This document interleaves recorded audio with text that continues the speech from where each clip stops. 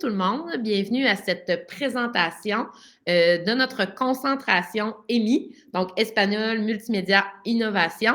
Donc, je suis avec ma collègue de travail, Madame Josiane Leclerc, qui est enseignante d'art plastique à l'école et qui enseigne aussi dans cette concentration-là. Donc, c'est pour ça qu'elle est avec moi pour présenter la concentration. Donc, juste avant qu'on aille plus loin, je vais juste m'assurer si quelqu'un pouvait écrire dans le chat que le son, que vous nous entendez très bien ou ça va ou un pouce en l'air. Donc, juste quelque chose dans le chat, ça nous aiderait à savoir que tout est beau. Je vais quand même poursuivre, mais si je me rends compte que dans une minute, j'ai rien, je douterai. Mais voilà. Donc, notre concentration, juste parce que vous avez peut-être entendu parler, là, autant les élèves que les parents, de notre concentration qui s'appelait notre concentration langue et multimédia. Donc, langue et multimédia n'est pas mort, c'est juste notre langue un peu multimédia 2.0. Parce que par son appellation, on voulait bien voir que notre langue, c'était l'espagnol qu'on voulait travailler. Et de pair, dans le fond, il y a des innovations dans tout ça. Donc, on a essayé de trouver une appellation qui faisait plus vraiment référence à ce qu'on a dans ce programme-là. Donc, si vous avez déjà entendu parler de vos amis ou de votre famille, donc langue et multimédia, donc c'est le lien qu'il y a avec EMI. Super, merci beaucoup pour les commentaires, ça nous aide à poursuivre. Alors, dans la concentration, donc comme dans l'école, tous nos élèves, quand ils entrent en première secondaire, ils choisissent une concentration. Quand on choisit la concentration EMI, Espagnol, Multimédia, Innovation, on a 6 périodes d'1h15 à notre horaire. Puis notre horaire, c'est un cycle de 9 jours. Alors, ces périodes-là reviennent souvent. Elles sont très souvent, on ne peut pas faire de promesses à 100%, mais elles sont très souvent regroupées en blocs de 2 pour faire un petit peu plus long. On ne peut pas promettre, des fois, c'est des arrimages d'horaire qui fait qu'on ne réussit pas, mais on a toujours 6 périodes. Juste qu'on ne peut pas promettre toujours le bloc de 2. Mais ces 6 périodes-là se divisent de la façon suivante. Il y a de l'espagnol pour 3 périodes d'1h15 et le multimédia pour 3 périodes d'1h15. L'innovation, elle, n'a pas de période en soi. C'est ce qui permet, c'est le fil conducteur finalement des 2 matières. Donc, on essaie d'innover, de vous faire utiliser du matériel différent, donc d'utiliser les technologies aussi. Donc, fil conducteur, pas de période d'innovation, c'est à l'intérieur. Alors, dans les périodes d'espagnol, il y a toujours 3 périodes. Dans ces 3 périodes-là, il y a une des périodes qui, en plus de l'enseignante régulière, qui dernièrement est Madame Girard, qui est notre ressource espagnole à l'école, qui enseigne l'anglais et l'espagnol, il y a une période où on a une personne supplémentaire, donc il y a comme 2 enseignantes, et une des enseignantes est hispanophone de naissance, donc sûrement trilingue ou du moins trilingue, parce que je pense que l'anglais va super bien pour elle aussi. Donc, on a une ressource supplémentaire. Une fois sur les 3 cours, il y a 2 profs. Pour souvent nos élèves qui en ont déjà fait un petit peu. Donc, ça se peut. Alors, à ce moment-là, on peut prendre les plus avancés dans un groupe, puis aller plus loin avec eux, parce qu'ils peuvent aussi travailler de leur côté quand même, avancer selon leur niveau, parce qu'ils utilisent une application, entre autres Smash, qui permet d'aller à sa vitesse. Mais il y a de l'interaction orale qui va se faire avec la ressource hispanophone. En multimédia, c'est la même chose. Donc, sur nos 3 cours, il y a toujours un cours sur 3 où il y aura 2 ressources de présentes. Donc, et cette ressource-là peut être pour le son, pour des effets spéciaux, pour un spécialiste en multimédia vraiment. Donc, ça va prendre plein de formes. Pour ce qui est d'innovation, notre fil conducteur, on utilise, entre autres, des technologies un petit peu. Donc, peut-être que Mme Leclerc, là, si vous étiez capable de glisser quelques technologies innovantes qu'on peut utiliser dans les cours. Oui, tout à fait. Bien, bonjour à tout le monde. Ça me fait plaisir d'être là aujourd'hui pour vous parler un petit peu du programme EMI. Oui, effectivement, les technologies, c'est vraiment au cœur de notre programme là, du côté du multimédia. Le nom nous le dit. Au fil des années, on a travaillé beaucoup l'aspect visuel, l'aspect sonore, l'aspect vidéo. Ça, c'est toujours présent. Mais avec l'évolution de la technologie, on a aussi ajouté des éléments en lien avec la réalité virtuelle, par exemple. On a des casques de réalité virtuelle à l'école. Travailler également la réalité augmentée. Donc, ça, c'est 2 aspects qu'on ajoute là, avec notre nouveau programme EMI. Sinon, au quotidien, dans les applications qu'on utilise, là, on travaille beaucoup avec la suite Adobe. C'est un choix qu'on a fait à l'école pour faire en sorte que les jeunes puissent apprendre des technologies qu'ils pourraient utiliser un petit peu plus tard à l'école, mais aussi dans le monde du travail. Donc, la suite Adobe, Photoshop, Illustrator. On travaille aussi avec Animate, avec Fresco. Ça se travaille également en laboratoire, parce qu'on a un beau laboratoire de Mac très récent. Et également au iPad là, avec les applications qui sont offertes aux élèves. On travaille aussi du côté sonore avec GarageBand, Audacity également. Un petit peu plus tard dans le secondaire, on peut travailler avec d'autres applications de la suite Adobe pour le son. On travaille aussi un peu la modélisation 3D avec l'application Tinkercad. Puis, comme je vous disais tout à l'heure, Tilt Brush pour le casque de réalité virtuelle et puis Adobe Aero pour la réalité augmentée. Donc, c'est ça. Puis aussi dans le laboratoire informatique, là, je tenais à vous dire qu'on travaille aussi les applications de dessin. Donc, on a des belles tablettes de type Wacom là, pour faire du dessin à l'ordinateur. On est bien équipé aussi sous l'aspect trépied, caméra. On a des belles caméras Canon avec des lentilles, système d'éclairage, écran vert et tout ça. Donc, c'est très intéressant comme matériel là, qu'on peut utiliser dans le cadre du programme. Donc, merci beaucoup. Donc, quand on est en concentration espagnol, multimédia, innovation, le coût de cette concentration-là est de 475 $. Ce coût-là, ce qu'il comprend, il comprend tout ce qui est utilisé pour ce cours. Donc, il n'y aura pas au comptoir scolaire d'autres frais pour les applications ou les choses qu'on doit acheter, que Mme Leclerc a parlé. Il faut souvent se renouveler, acheter du nouveau matériel. Ça comprend tout ça. Ce que ça comprend, puis on va vous le détailler un petit peu, mais admettons que je l'énumère. Donc, des activités d'espagnol, des activités de multimédia, des activités intégratrices, des sorties, donc le matériel, on le détaille un petit peu, ce que ça peut être.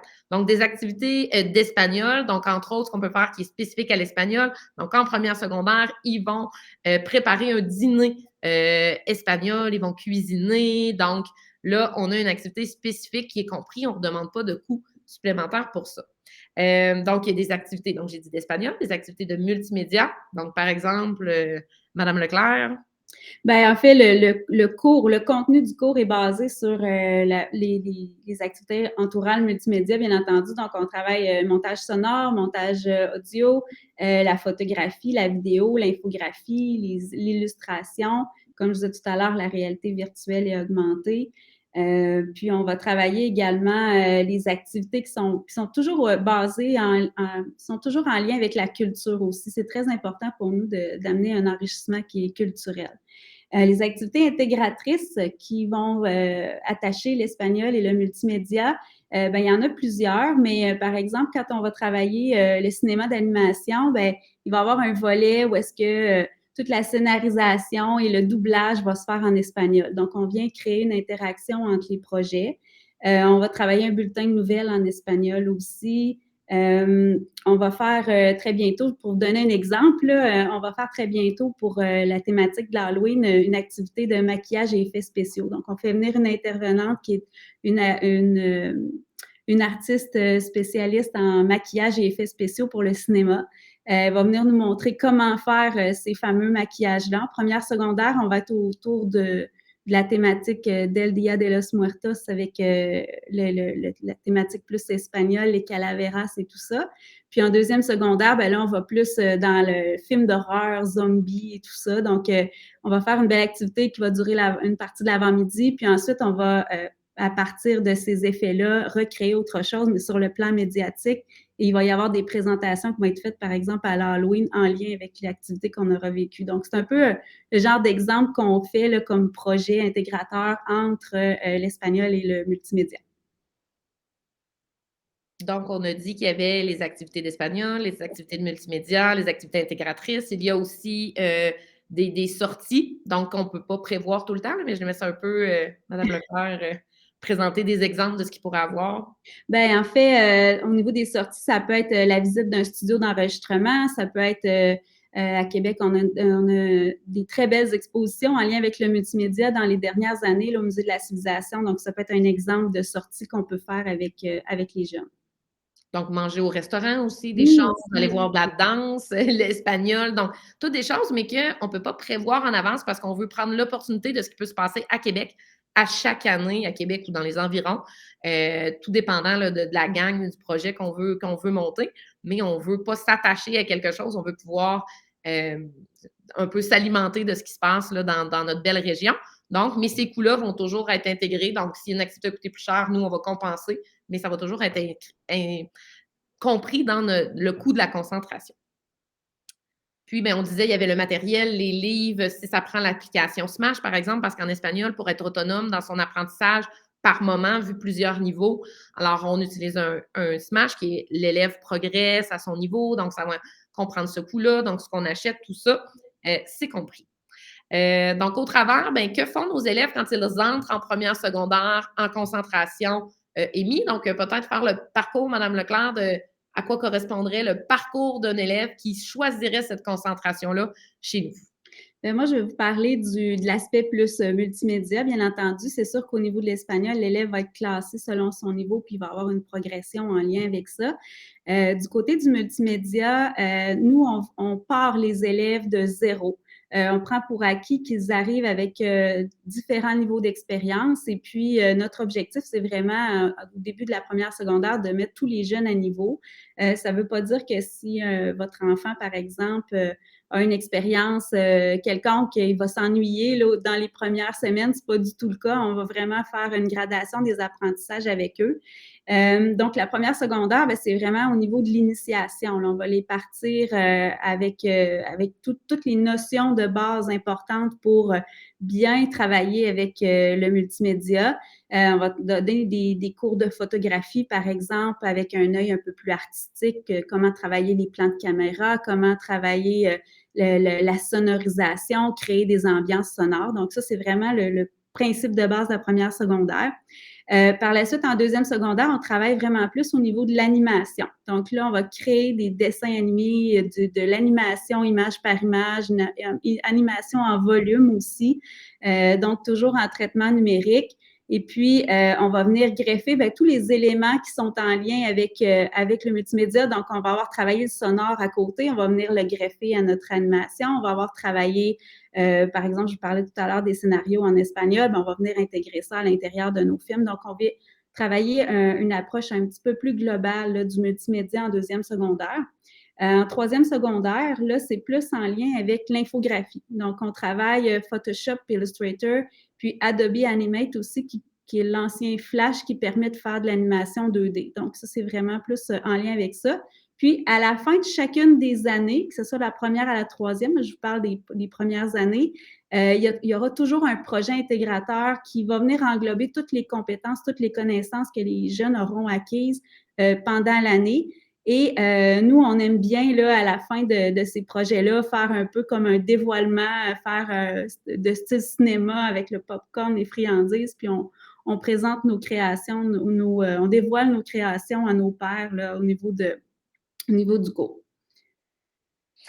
Donc, bien, ça, ce que ça veut dire, c'est qu'un élève vous avez vu la progression, donc un élève qui choisit cette concentration-ci en première secondaire, il peut la faire de première à troisième secondaire. Par la suite, en quatrième et en cinquième secondaire, ça se transforme en option. Alors, qu'est-ce qu'il choisit? Donc là, il ne peut plus choisir les deux. Donc, il doit faire le choix entre l'espagnol ou le multimédia, mais il pourrait dire, ben, gars, en 4, je fais plus d'espagnol, je vais aller plus loin dans mon espagnol. Puis en secondaire 5, là, c'est là que je vais prendre ma concentration multimédia, que je vais continuer en option. Mais toujours savoir que quand ils sont rendus plus vieux, ça ne leur empêche pas, exemple, de faire chimie physique, là, si l'élève était profil sciences aussi, parce qu'en secondaire 5, les élèves ont 3 options. Là. Alors, on n'est plus juste à faire un choix. Mais en secondaire 1, 2, 3, il fait ce choix-là. Mais ce choix-là, moi, je veux juste vous dire aussi qu'il n'est pas coulé dans le béton. Donc, un élève qui arrive chez nous et qui n'aime pas ça, pour plein de raisons, c'est pas ce qu'il pensait, ou il hésitait entre deux choses, finalement, il s'en va vers quelque chose d'autre, donc on peut changer. Et l'inverse se peut aussi. Donc, l'élève qui, aujourd'hui, hésiterait et finalement s'en va en concentration football, ben, en secondaire 2, il dit « Ouais, j'ai pas aimé ça, le football, finalement. » Ils peuvent venir avec nous, on l'intègre dans le programme sans problème, on le met à jour, c'est-à-dire qu'au début, mais ça dure un petit peu, qu'il y a quelques petites affaires qu'il n'a pas appris, mais on l'intègre sans problème. Donc, c'est pas coulé dans le béton pour 3 ans, puis on les attache là, là. Pas du tout. Donc, voilà. Donc, il y a une progression possible à l'école. Si je peux me permettre, Madame Duchesne, là, on n'a pas parlé du deuxième cycle, mais un jeune qui commence dans le profil médiatique là, avec le programme EMI peut choisir justement au deuxième cycle des cours de multimédia. Et simplement pour avoir un peu une image de ce qui est offert à eux, là, ils ont la possibilité de prendre le programme qui s'appelle Initiation aux procédés technologiques. Et ce cours-là, c'est un cours qui vise à faire moi, je le vois un peu comme un catalogue qu'on ouvre avec tous les programmes, une variété de métiers qui utilisent les technologies. Donc, on travaille le design, la mode, l'architecture, on a de la réalité virtuelle là-dedans aussi. Donc, le programme de quatrième secondaire là, d'initiation aux procédés technologiques est possible pour les élèves. Vous pouvez le prendre en quatrième ou en cinquième. Puis, les jeunes qui auraient fait le parcours complet, jusqu'à la quatrième secondaire, peuvent également faire, pour vraiment les passionnés de multimédia, ils peuvent faire un projet personnel aussi en cinquième secondaire, qui est un projet proposé par l'élève et il y a une démarche un peu plus autonome, un peu plus personnelle, si on veut. Il propose un projet et puis on le mène à terme là, pendant toute l'année scolaire. Donc, c'est un peu le portrait global du profil de multimédia. Donc, pour la suite, on a pensé, Mme Leclerc et moi, de juste faire un échange un peu de questions qu'on est habitué d'avoir des parents. Par la suite, vous aurez la chance là, de poser vos questions, mais peut-être qu'on va devancer certaines questions, on va répondre à vos interrogations. Donc, on va y aller un peu comme ça pour la suite. Puis par la suite. Puis vous pouvez écrire vos questions aussi au fur et à mesure. Puis à la fin, il y a une séance de questions. Puis nous, on va répondre à toutes les questions qu'on voit là, dans le chat. Donc, quand vous y pensez, vous pouvez écrire une question. Pas de problème. Alors, si un élève prend le programme La concentration EMI, Mme Leclerc, est-ce qu'il peut être dans nos 3 niveaux d'anglais au SSF, soit régulier, enrichi et ILE? Oui, tout à fait. Les élèves seront classés selon leur niveau d'anglais et il n'y a rien qui les empêche d'être dans le programme EMI pour le niveau d'anglais. Oui, bon, alors, excellent. Une autre question qu'on se fait souvent demander, si un élève est débutant ou déjà intermédiaire, est-ce que le niveau d'espagnol enseigné sera adapté à ses besoins? Oui, tout à fait. Le niveau d'espagnol va être respecté. Il y a des ressources, comme on le disait tout à l'heure, hispanophones supplémentaires pour les élèves plus avancés. Et puis, Madame Girard se fait un point d'honneur de respecter là, le niveau de langue de votre enfant. Donc, il y en a qui nous arrivent de l'école Vision et il y en a qui nous arrivent de j'ai jamais appris l'espagnol, j'ai juste fait de l'anglais dans mon école primaire. Bien, on est capable de prendre tout le monde. Donc, c'est beaucoup des profils individualisés. Donc, c'est différent du multimédia où Mme Leclerc me corrige, là, c'est quelque chose, mais où elle les prend souvent plus en groupe. Là. C'est très rare que la moitié de la classe connaît cette application qu'ils vont utiliser, puis les autres pas du tout. Donc, ils sont souvent plus en groupe, l'espagnol. Donc, ça va faire différent dans leur concentration. L'espagnol, on est plus un cheminement individuel avec des activités de groupe, mais avec un moment où il faut avoir les élèves à tous les niveaux un petit peu. Donc, on s'ajuste à nos élèves pour ce qui est du volet espagnol, ce qui est moins le cas en multimédia. Alors, question qui arrive souvent aussi dans notre école au séminaire, c'est est-ce qu'un élève peut être dans le programme EMI, donc espagnol, multimédia, innovation, et faire du sport au séminaire? Bien, en fait, la réponse, c'est que le jeune peut en faire, mais il va le faire sous forme d'activités parascolaires. Donc, il y a vraiment une panoplie d'activités sportives qui sont offertes en parascolaire aux jeunes.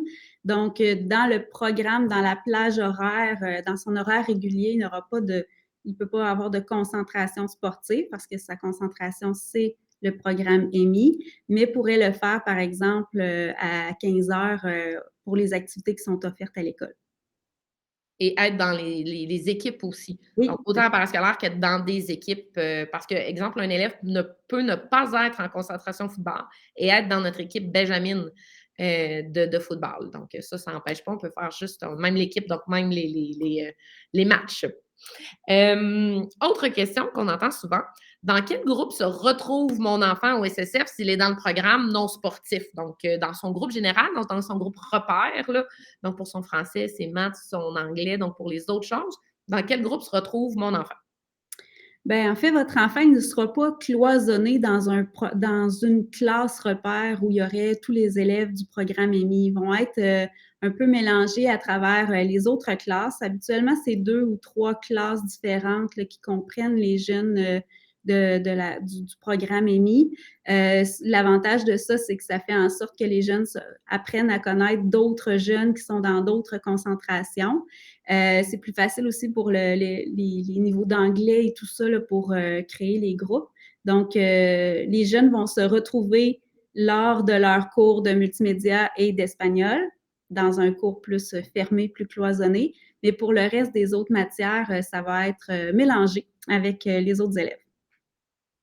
Excellent, merci. Peut-être que j'imagine que les parents écoutent, la rencontre virtuelle, avec leurs enfants, parce que souvent la concentration, on va dire à l'enfant: «Ben, tu as le goût de quoi?» Alors, si un enfant nous écoute, mais c'est quoi les types d'élèves qui vont dans ce programme-là? Ça va être quoi les gens autour de moi? Madame Leclerc, qui est enseignante dans cette, concentration-là, vous avez le goût de nous répondre quoi? Bien, en fait, là, il faut comprendre que les jeunes du programme EMI, c'est des jeunes qui viennent de différents milieux. Donc, il y a des jeunes qui arrivent avec un parcours primaire qui est plus orienté sur les langues et tout ça. Mais on a des jeunes aussi qui arrivent de différentes écoles primaires un peu partout autour de la région de Québec, qui arrivent avec des niveaux d'expérience différents. L'élève profil type, si je pourrais dire, du programme EMI, c'est des jeunes qui sont curieux. C'est des jeunes qui sont très éveillés aussi à l'aspect plus culturel en général.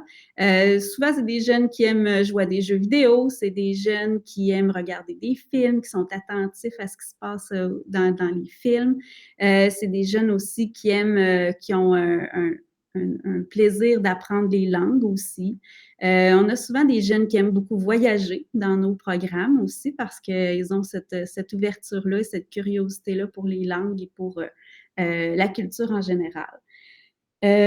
Puis, j'aurais envie de dire aussi, Madame Duchesne, on n'a pas besoin d'avoir un talent particulier en art ou en musique ou en multimédia ou dans les langues en général parce que, comme je le disais tout à l'heure, on part tout le monde de zéro, puis on prend pour acquis que tout le monde va s'élever en même temps, puis à des niveaux différents, bien entendu, mais on va tout le monde vraiment avancer dans la même direction. Donc, moi, je dirais que le mot-clé, là, c'est la curiosité. Alors, quand on hésite, qu'on est en train de faire des portes ouvertes, mais j'imagine qu'on voit si on s'est entendu, si on a vu un petit peu notre profil là-dedans. Alors, ça va peut-être répondre à des questions un petit peu qui étaient dans ce sens-là. On a pensé aussi à une dernière question que peut-être les gens peuvent se poser. Si vous avez écouté quelques autres rencontres virtuelles au travers de la journée, vous savez probablement qu'au séminaire, les élèves ont une tablette, donc un iPad. C'est sûr que cette technologie-là va être utilisée aussi en multimédia, bien qu'on ait aussi des ordinateurs là, Mac pour faire du montage, donc qui nous permettent d'aller plus loin, donc une technologie le plus avancée pour les trucs de technologie. Mais qu'est-ce qu'il y en est pour le iPad? Est-ce qu'il y a des exigences supplémentaires si on vient au SSF et qu'on est dans cette concentration-là? Madame Leclerc, est-ce que c'est le même iPad? Est-ce qu'on a besoin d'autres choses?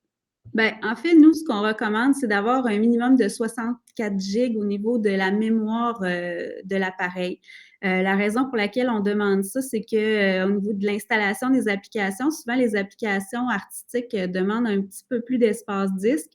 Les jeunes vont travailler beaucoup le montage vidéo, montage sonore, donc ça prend également beaucoup d'espace disque. Alors, un minimum de 64 gigs, c'est tout à fait raisonnable là, pour faire le cours. Mais vous avez le choix de l'appareil, là, bien entendu. Si vous voulez choisir autre chose, c'est pas un problème. Puis, ceux qui ont écouté ce matin, quand j'en ai parlé, j'ai dit que c'était pas du tout obligatoire là, d'avoir un iPad neuf. Donc, l'iPad peut être usagé. Donc là, c'est là, à ce moment-là, que quand il est usagé de 3-4 ans, celui de base venait juste de 32 gigs. Mais maintenant, celui de base vient à 64 gigs. Donc, si le iPad est neuf, bien que ça ne cause pas de problème. Là. Déjà, celui de base a augmenté la capacité de stockage au départ. Donc, ça donne un petit coup de main là, pour la concentration.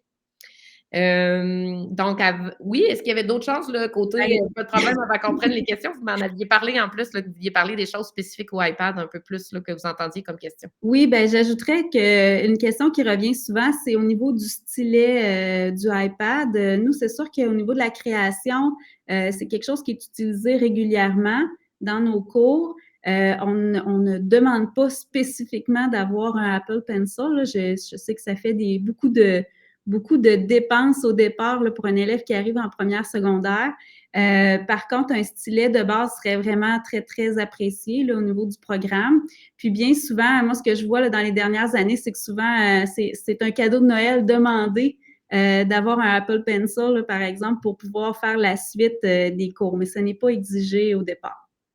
Puis moi, je vous inviterais à regarder parce que vers mai, juin, vous allez recevoir ce qui est nécessaire au séminaire et les technologies évoluent. Donc, ça se pourrait que maintenant, dans le coffre à crayon d'un enfant, on dise, ben là, maintenant, surtout qu'on l'a beaucoup utilisé avec la pandémie, les cours en ligne, tout ça. Donc, ça se pourrait que le stylet de base là, devienne dans l'étui à crayon de leur enfant, bien qu'on n'est pas obligé de le mettre dans l'étui pour le protéger, mais qu'il devienne matériel de base, mais bien pas celui le plus cher, mais il y en a des modèles très accessibles là, à 25-30 maintenant qui font quand même très, très bien. Mais effectivement, les jeunes voient un petit peu le détail supplémentaire qu'amène l'Apple Pencil. Donc, c'est pour ça que des fois, le jeune dit, ah, ben, si tout le monde veut se mettre ensemble, ma tante, pour me donner l'Apple Pencil. Donc, c'est pour ça là, que des fois, ils veulent le petit détail supplémentaire que la pointe fine du Apple Pencil peut donner. Là.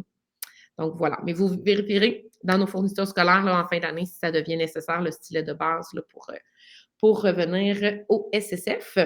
Donc, maintenant, nous, on a essayé de vous présenter la concentration, mais bien sûr, ça va peut-être éveiller des questions. Donc, on va répondre aux questions. J'en vois déjà dans le chat. On va attendre, il va y avoir un ordre. On nous les présente, nous, les questions. On va y répondre. Et si vous en avez d'autres, gênez-vous pas, écrivez dans le chat, puis on va y répondre. On vous laisse garder 10-15 minutes à la fin pour répondre à ça. Alors, c'est ça ce qu'on va faire à l'instant.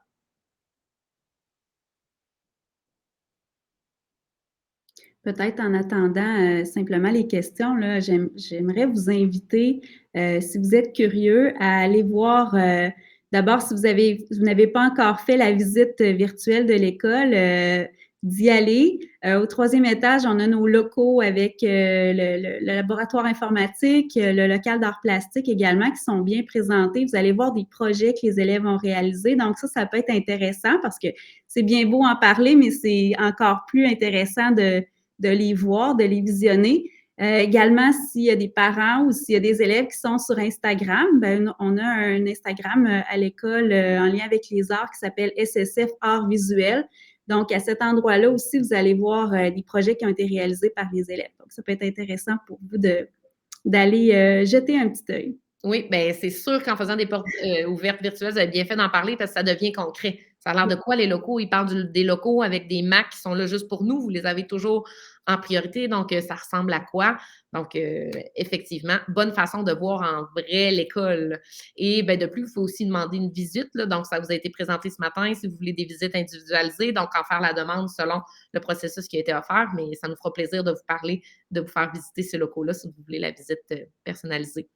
Donc, on a une question qui nous demande est-ce qu'il y a un voyage de fin de parcours à cette concentration-là? Donc, quand on vous a dit dans le prix, il y a des sorties. Donc, nous, on va prendre les opportunités. Est-ce qu'il y aura une sortie un peu plus spéciale? Là? Donc, en fin de parcours, ben, on va voir qu'est-ce qui est offert dans la région, mais il n'y a pas quelque chose de systématique de promis aux élèves, mais on va voir avec le fil ce qui nous est attendu. On va peut-être faire moins de sorties une année pour dire hey, on va aller dormir à quelque part parce qu'à Montréal, il y a quelque chose de vraiment intéressant, mais on ne veut pas se lier les mains avec quelque chose si finalement, bien, ce serait bien mieux d'avoir 4 sorties à Québec parce que c'est à Québec que ça se passe. Donc, on veut vraiment pas promettre des choses pour manquer ce qui se passe proche alors qu'on avait promis d'aller loin. Puis un petit peu l'inverse, ça peut se passer au début. Parce qu'on aimerait qu'il y ait des choses super attrayantes un petit peu plus loin.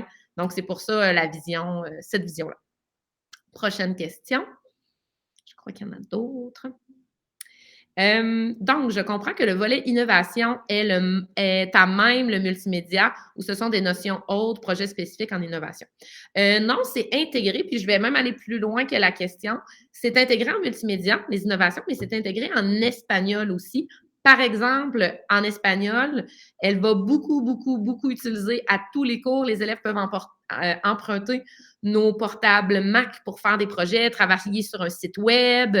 Donc, ils vont utiliser d'autres technologies. Donc, l'innovation, puis c'est beaucoup plus que ce que les autres élèves de secondaire 1 font.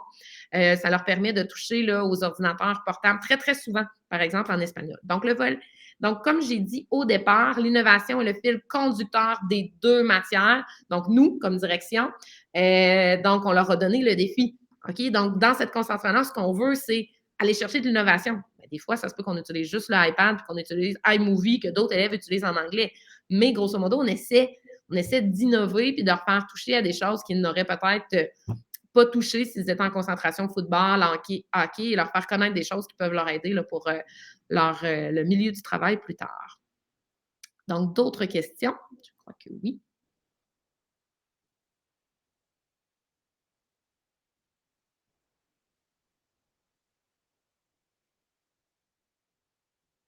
Alors moi, j'attendais qu'on me la lance, mais j'en vois une autre.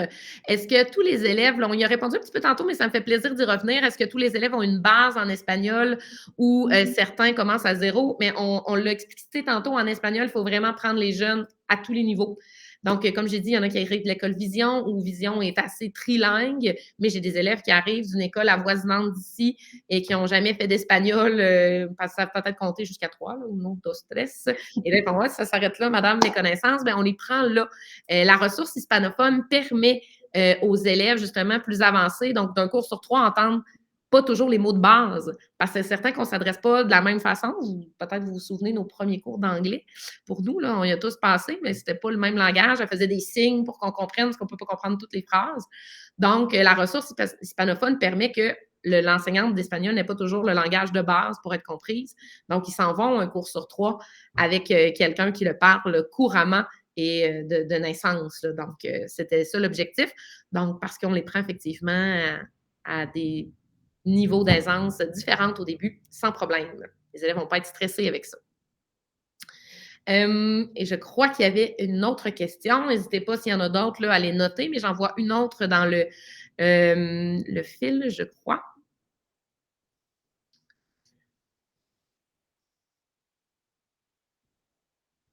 Ah. Oui, je vois. Comment pouvons-nous voir les locaux dans la visite virtuelle? Il semble difficile d'accéder aux locaux. Est-ce bien le choix dans le volet admission du site? Vous l'avez fait là, dernièrement. Il me semble que moi, là, à mon souvenir, on était bien capable là, dans la visite virtuelle d'aller sur le Pico qui était proche là, des locaux d'art, puis le local le multimédia. On avait un Pico central, là, donc parce que c'est une cible où on se dirigeait. À mon souvenir, il y avait vraiment une cible sur la visite virtuelle quand on faisait le parcours de l'école.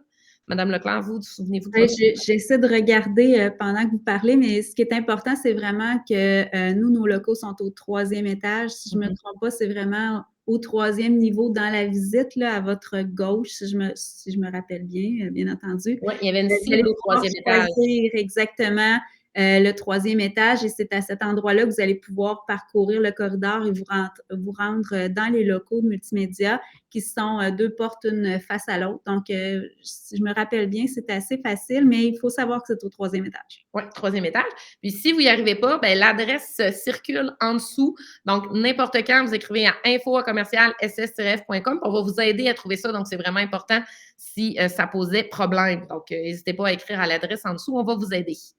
Est-ce qu'un élève qui fait une concentration sportive en secondaire 1 peut changer de programme et se joindre au programme EMI en secondaire 2? Oui, bien sûr, on l'a dit, mais c'est correct, ça fait beaucoup d'informations. Peut-être vous en écoutez 2 en même temps aussi.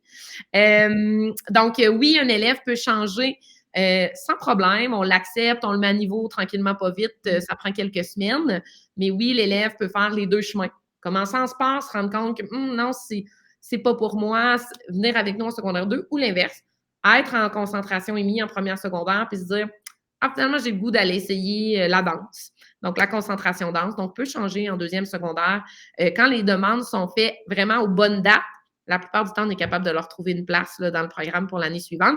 C'est sûr qu'un élève qui le demande là, en retard à la fin de l'été, c'est toujours un petit peu plus difficile. Mais si vous respectez vraiment bien les délais, la majorité du temps, on est capable de dire oui à la demande de changement.